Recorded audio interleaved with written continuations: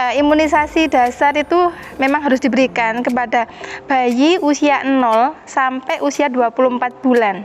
Nah, mulai dari 0 dulu ya. Jadi bayi itu setelah lahir itu mendapat imunisasi hepatitis B 0 yang ke 0. Nah, setelah anak itu lahir nanti usia 1-2 minggu atau sampai 1 bulan dia mendapatkan imunisasi BCG. Nah, BCG ini untuk mencegah tuberkulosis. Ya. Untuk sebelumnya tadi untuk mencegah hepatitis B itu penyakit kuning lah kalau masyarakat umum.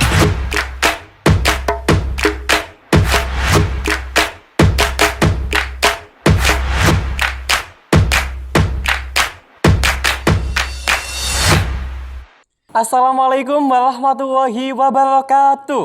Waalaikumsalam warahmatullahi wabarakatuh. Selamat pagi dan salam sehat selalu buat kawan-kawanku semua yang ada di rumah. Kali ini kita akan membahas mengenai imunisasi anak di masa pandemi. Amankah? Obrolan kesehatan masa kini kali ini dipandu dengan Mbak Latifah Husnul Khotimah, ahli media kebidanan. Iya, benar sekali. Oke, benar sekali. Lanjut saja ya Mbak ya, mengenai imunisasi anak terlebih di masa pandemi ini, apakah sudah bisa diterapkan atau belum Mbak? Di masa pandemi ini imunisasi harus tetap jalan ya Mas ya. Jadi karena imunisasi ini sangat penting sekali untuk memberikan kekebalan aktif kepada anak-anak kita biar dia tidak rentan. Jadi dia bisa kebal terhadap penyakit-penyakit tertentu yang ada di imunisasi tersebut. Seperti itu. Kalau di episode sebelumnya itu kan membahas mengenai bulan timbang. Ya. Pada bulan Agustus kemarin. Kemudian sekarang saya kira ini masuk bulan imunisasi ya. Iya, benar sekali. Mungkin Mbak bisa menjelaskan kepada kami semua apa sih yang dimaksud dengan bulan imunisasi kepada masyarakat. Bulan imunisasi anak sekolah yaitu imunisasi lanjutan yang diberikan kepada anak usia sekolah, dasar ya pada khususnya itu untuk memberikan kekebalan secara aktif untuk menghindari penyakit campak, difteri, dan tetanus. Dan ini di bulan-bulan tertentu aja, makanya ini dinamakan bulan imunisasi anak sekolah. Seperti itu. Lalu imunisasi dasar apa saja yang diberikan kepada bayi atau balita? Ya, saya jelaskan ya Mas, karena ini agak banyak. Jadi imunisasi dasar itu memang harus diberikan kepada bayi usia 0 sampai usia 24 bulan. Nah, mulai dari 0 dulu ya. Jadi bayi itu setelah lahir itu mendapat imunisasi hepatitis B 0 yang ke 0. Nah, setelah anak itu lahir nanti usia 1-2 minggu atau sampai 1 bulan dia mendapatkan imunisasi BCG. Nah, BCG ini untuk mencegah tuberkulosis. Ya. Untuk sebelumnya tadi untuk mencegah hepatitis B itu penyakit kuning lah kalau masyarakat umum ya taunya. Lah nanti di usia 1 bulan tadi kan BCG plus sama polio 1. Jadi biar anak itu nggak lumpuh layu. Jadi dapat suntikan iya, tetesan iya. Nanti usia 2 bulan dia dapat DPT. DPT itu isinya difteri, tetanus, sama toksoid. Ya. Setelah itu juga dapat imunisasi polio juga. Jadi biar anak itu makin kebal, nggak gampang terserang penyakit. Lanjut ke bulan ketiga tuh sama. Jadi DPT yang kedua plus polio yang ketiga. Di usia ke-5 bulan nanti dapat lagi yang ulangan lagi. Jadi DPT 3 plus polio 4. Nanti anak itu di usia 4 sampai 11 bulan itu ada ini vaksin baru yaitu IPV, Inactivated Polio Vaccine. Jadi vaksin polio yang diberikan kepada anak-anak yang sistem kekebalan tubuhnya menurun. Ini dari pemerintah sudah mulai mensubsidi. Biasanya vaksin ini agak mahal kalau didapatkan di fasilitas kesehatan swasta. Cuman sudah mulai disubsidi, jadi bisa didapatkan masyarakat. Nah, itu untuk menyempurnakan polio. Kan tadi polio dapat 4 kali tetes, Mas. Di 4 ini kita sempurnakan lagi pakai suntikan polio juga. Nah, seperti itu. Nanti di usia 9 bulan, anak ini dapat imunisasi campak. Nah, campaknya pemerintah ini sudah yang terbaru loh. Campaknya sudah plus rubella. Jadi sudah ada campak Jerman kalau rubella itu bahasanya ya.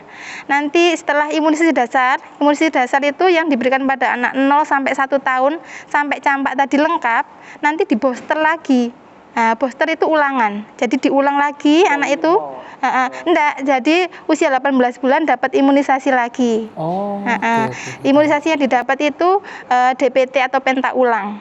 Nah, nanti bulan kedepannya dikasih lagi MR atau campak ulang. Nah, itu nanti namanya sudah imunisasi rutin lengkap seperti itu. Iya. Lantas apa saja imunisasi lanjutan untuk anak sekolah dan manfaatnya itu apa, Mbak? Oh iya, untuk anak sekolah itu nanti ada 2 kali putaran bias Mas, atau bulan imunisasi anak sekolah tadi ya. Yang pertama ini kita berikan imunisasi campak atau MR. Rubella tadi, campak rubella. Jadi kekebalannya itu untuk mencegah anak ini terjangkit penyakit campak. Nah, campak itu bisa berbahaya sampai kematian juga pada anak-anak yang tidak mendapatkan imunisasi. Seperti itu.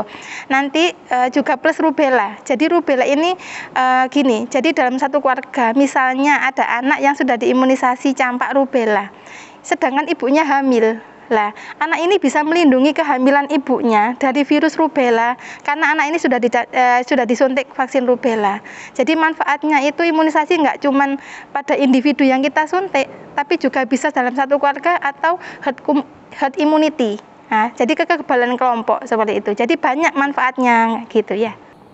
Lantas untuk jenjang anak sekolah ini apakah ada imunisasi khusus mulai dari tingkat SD? Lalu biasanya SMP juga ada ya, SMP, SMA itu kan ada imunisasinya. Mungkin Mbak bisa menjelaskan kalau untuk tingkatan-tingkatan sekolah itu imunisasinya itu apa aja gitu? Aslinya Mas, untuk imunisasi rutin pada anak sekolah ya cuma bias tadi. Bias campak MR, campak rubella tadi sama bias difteri tetanus. Biasanya difteri tetanus ini di bulan November, untuk bias campak rubellanya di bulan September atau Agustus. Sedangkan yang Mas tanyakan tadi kok kadang SMP SMA dapat, itu karena ada terjadi KLB atau kejadian luar biasa, penyakit yang disebabkan sama penyakit-penyakit yang dapat dicegah dengan imunisasi atau PD3I. Misalnya kayak yang kapan hari tahun 2018 itu ORI namanya, outbreak respon imunisasi. Jadi itu terjadi KLB difteri yang begitu banyak sehingga mengharuskan kita ini melaksanakan ORI, menyuntiki semua usia sekolah, dari usia 0 sampai sekolah, sampai SMA itu kita suntiki untuk menimbulkan herd immunity tadi, biar nggak terjadi KLB lagi seperti itu. Itu hanya bila terjadi kejadian luar biasa. Kejadian luar biasa aja gitu, ya. Seperti itu. Oke, lantas saya tuh sempat merasa bingung juga ya, antara imunisasi sama vaksin, samakah atau beda? Imunisasi itu kegiatannya, sedangkan vaksin itu obatnya. Jadi selama ini tuh imunisasi itu merupakan kegiatannya, sedangkan vaksin itu obat yang kita berikan. Gitu. Iya, seperti itu. Jadi zat kekebalan atau antibodi yang kita berikan ya dari vaksin itu. Oke. Karena biasanya pandangan masyarakat beda-beda ya. Ada yang beda itu imunisasi itu beda sama vaksin. Ternyata setelah mendengarkan penjelasan dari Mbak Latifah ini sama ternyata. Ya sama. Lantas apa ada efek sampingnya Mbak dari imunisasi itu? Terlebih kan biasanya untuk balita ya. Iya. Saya mendengar sendiri katanya ada beberapa kasus balita setelah diimunisasi itu gejalanya demam, kemudian panas gitu. Ya. Itu tergantung respon tubuh masing-masing yang kita imunisasi, Mas. Jadi ada anak itu yang kita imunisasi dia biasa aja tanpa respon tubuh, ya nggak apa-apa. Ada yang timbul panas. Nah, biasanya vaksin yang menimbulkan panas itu DPT. Karena dia ada difterinya itu tadi, guys. Itu biasanya menimbulkan panas. Nah, waktu kita mau memberikan imunisasi, orang tua anak ini sudah kita edukasi, Mas. Jadi, Bu, nanti setelah anak ini diimunisasi, mungkin timbul panas. Lah, kita berikan juga obat Jadi anak ini Bu sebelum panas nanti langsung diminumkan obatnya. Nah, seperti itu. Jadi biar anak ini bila panas itu tidak terlalu tinggi atau tidak sampai terjadi kejang. Seperti itu. Kebanyakan efek sampingnya itu yang dirasakan di DPT aja. Sama biasanya BCG yang untuk tuberkulosis atau TBC tadi. Yang biasanya terjadi bengkak itu juga tidak apa-apa. Penanganannya juga cukup dengan kompres air hangat aja. Seperti itu. Jadi itu hal normal ya. Normal itu aja. adalah reaksi tubuh sel-sel dalam tubuh ketika mendapatkan imunisasi itu iya, tadi. Oke. Lalu bagaimana Mbak protokol kesehatan itu sendiri ketika bulan imunisasi ini? Nah, gini, jadi selama pandemi ini kita melaksanakan imunisasi dengan tetap memperhatikan protokol kesehatan. Nah, untuk di posyandu biasanya kita tetap melaksanakan imunisasi aja, jadi tidak ada penimbangan, cuman ada kegiatan imunisasi. Biasanya Bu Bidan Desa ini sudah calling bukadernya nanti calling sama orang tua anak yang ada jadwal imunisasi aja. Jadi nanti tetap dikasih jarak, misalnya si Ibu A jam 8, nanti Ibu B 8.15 ya, dikasih jarak seperti itu Mas. Jadi sistemnya kayak seperti temu janji gitu ya, Buat janji dulu, nanti waktu pelaksanaan seperti drive-thru. Oke, ya, paham. Jadi kita kan sudah ada sasaran tuh, kita petugas sudah memakai APD level 2 dengan memakai face shield, masker, gown, sama handskun. Nanti juga kita biasanya persiapannya di ruang terbuka.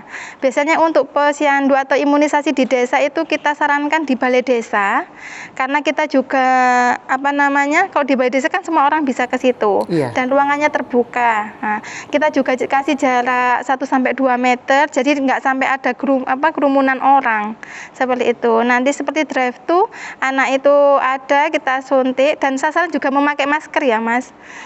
Kalau bisa si bayi atau orang tua yang nganter itu juga pakai masker. Nanti kita imunisasi, bisanya suruh duduk dulu 5-15 menit, kita lihat reaksi vaksin yang kita berikan tadi, itu ada reaksi enggak? Kalau memang enggak ada, selama 15 menit langsung pulang. Nah, seperti itu lagi sampai habis sasarannya. Itu kalau di posyandu.